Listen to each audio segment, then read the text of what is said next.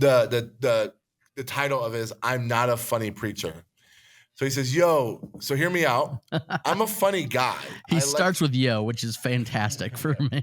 Yeah. Sounds funny to me. I'm reading it. Yeah. I like to joke and laugh and have fun, just not in the pulpit. Or I should rephrase and say, I'm just not funny in the pulpit. My jokes do not land, so I don't do them anymore. I'm a pretty expository academic preacher too, so I wonder if jokes just don't fly with my style of preaching. I have a pastor friend that has a pretty large church in our area, 700-800 people, that this guy puts in jokes in his PowerPoints, riffs off the audience, and just overall is a charismatic, funny guy in the pulpit. I'm comparing myself to him a little bit, but I'm also wondering if everyone else is as comfortable with joking from the pulpit or if I'm just the odd one out. I'm not dead in the pulpit, but I just don't plan jokes or laugh that much. Is that a bad thing? And on a theological note, for fun, should sermons be serious since we are communicating God's word for us today, or is it okay to be more lighthearted? All right, guys, what do you think? Well, you know, the Sermon on the Mount, the jokes in the Sermon on the Mount just slay, So don't they? good. Like, I was just like, oh my gosh. I can barely make it through it, y'all. The poor in spirit, that's hilarious. Oh my gosh. Oh, man. Andrew and I talk about this all the time. There's oftentimes a lack of self-awareness in people in ministry, which is unfortunate. So what I love about this is you kind of know where you're at. Like there's an awareness that you know you're not all that funny from the pulpit. There's nothing wrong with that. Then don't try. But trying to be funny. What's that like? Is terrible. See, funny guy. See, I think if you, be you, don't try to be your buddy down the street. I am a fairly funny guy in the pulpit, not trying to, pat myself on the back, but in general, it's very conversational. But what I find is that the jokes that I write into my manuscript are rarely as funny as something that is said off the cuff. So trying to be funny and being funny are not the same things. I remember my Grams, she died in 2014. But when I changed majors and I was like pursuing ministry vocationally, so my junior or senior year of college, she bought me this really nice NKJV Johnny Mac study Bible that I have over in my office. And she sat me down and she's like, I'm so proud of you. I want you to have this. There's one thing I need you to know. No one wants a funny preacher. Oof. I know you're kind of a silly guy, but don't try to be funny when you're preaching. And I was like, first of all, Grams, I'm going to be a youth pastor till I'm 90, so don't worry about it. My wife and I laugh about that all the time because she went to the kind of churches where it was somber and, the top button was buttoned up, and that's not me. And you have to be who God has wired you to be in the pulpit, or you look like you're faking it. People can smell that.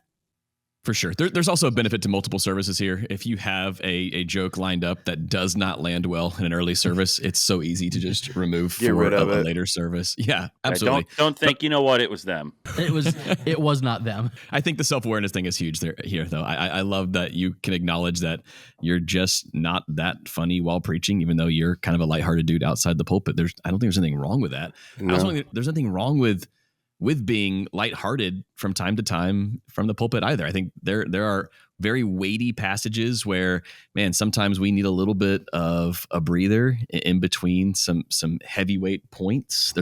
That's okay to have something that fits. But if it doesn't fit the sermon and it's only taking away, it doesn't add to, then you have to be really careful with just trying to be the stand-up comedian preacher guy, because those exist too. I heard it said that preaching is God's truth wrapped in man's personality. And that was really helpful for me because it was like, you know what? If this lends to my personality here and the humor that I have, okay, fine. But you don't have to be. And I think, he says he's pretty clear at expositing. If you're expositing the text and preaching straight through it, there are definitely passages in Scripture that lend towards humor. You know what I'm saying? Like the Bible is laced with irony, and things that if you were really just to shine a light on that, you don't even have to try to be funny. The text itself is laughing, I was in Numbers 21 yesterday, and the whole Israelite assembly went to Mount Hor Come on. Oh my gosh! How is that not funny? Middle school Andrew at it again. Did you really? Our soundboard and live stream is like run by middle schoolers and high schoolers. So I looked specifically over at them as I was reading that text, and they were dying. It was fantastic. Oh my gosh! There's some things that are just funny. Wait, and then you have the other end of the spectrum of the guys who say you should never be funny. And those guys end up on the IFB Twitter clips, and we're laughing at them because it's quite embarrassingly funny, but not because they meant us to. You know exactly. What I mean? Exactly. I like to. I don't plan any jokes. Once in a while, if something is just too good, I'll just like put a little note. But most of the time, it's off the cuff stuff. And sometimes, frankly, I get a little close to the edge. If I'm getting a little too comfortable, sometimes a little too close to the sun. Yeah, sometimes I'm like, whoa, gotta bring it back a little bit. But most of the joking that I do is typically coming from like a conversation I had with somebody that week, or like something that relates to something. And so it's almost like an inside joke, but then everybody kind of like is in on it. But especially if that person is there, like, sometimes I'll see a person in the congregation and a memory will pop into my head in the moment. And I've gotten comfortable enough that I'll usually go for it. Sometimes, though, you can be a little bit like, as you're saying it, like, might be a mistake. Yesterday, I did something funny where, we use, this is more worship related, but we use multi-track. So we have the click and the like guide in our ear. And there was one song that the guy said, "Turn Around," which is the name of a part of a song. And I like turned around and looked at the drummer in the middle of the song. I kind of like got him to break a little bit. And then we just kept playing. But that's the kind of like, that's just my personality, though. And I think I would echo, like, if it's not your personality if it's not working in the pulpit, it's not working in the pulpit. Like, don't worry about it. Because really, I don't want to be known as a funny preacher.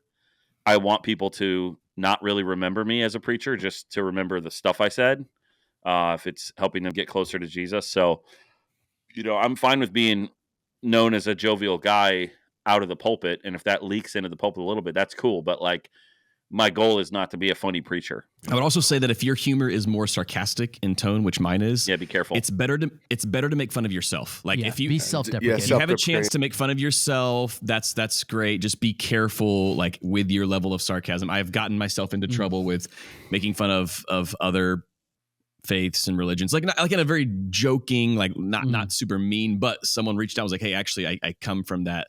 That string, and that was pretty offensive. I'm like, oh wow, I didn't like see it like that, and I'm really sorry. I think when we're talking about the personalities, Tim is my closest buddy in ministry in the world. We are very, very close. We're very, very different.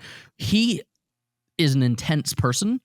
I don't think anyone has ever called me intense ever in my life. So I always tease Tim about like the way that he yells when he preaches. He doesn't yell, but Frank got heated yesterday, bro. I could see that. But so I'm saying like there's a way that if Tim and I are watching a football game, he might yell, scream, and take his shirt off, and he preaches like that too. Shirt usually stays on, but so it's usually Sunday. Wow, but when I say, oh, you're yelling, that's kind of how you talk. You are an intense person, and how you talk should come through in how you preach. I don't know if you've ever known someone who like turned on a preacher voice and it was completely different than their regular voice.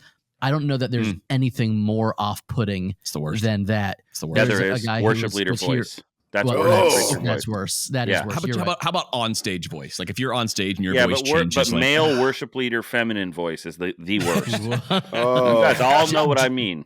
Jeff wins. Yeah, he okay. Yeah. Yep. We'll give you that. Hey, church.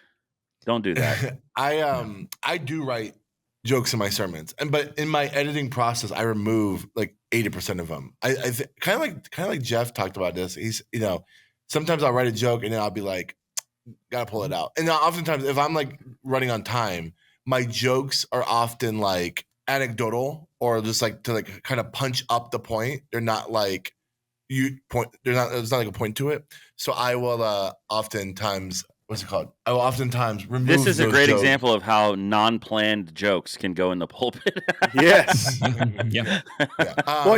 Frank, you also you sent your manuscript over to several people in leadership last week. Me, our worship leader, one of our elders got it, and you actually said, "Hey, I've got some jokes in here. Could you let me know if they're too offensive or if you think they'll land well?" I don't know Lakeview people as well just yet. Yeah. I thought that was really, really smart. I laughed at all of them. I don't know if you got different feedback, but I was like, "This is hilarious. Keep these in here." The feedback I got from you is the same feedback I got from everyone I sent it to. When you danced and did the hand motions for Waves of Mercy, was that it? It was that song. Did he really? It was you came from heaven to earth to show. Oh, he actually danced on stage, and it was Dude one of the move, funniest though. moments Dude in can the move. pulpit that we've had in a long time. He can move, but he can't sing. I can't say. So that, Okay, which makes I it only was talking about moving. so you kind of bring out a good point. Everybody's got a different way they bring levity to the pulpit.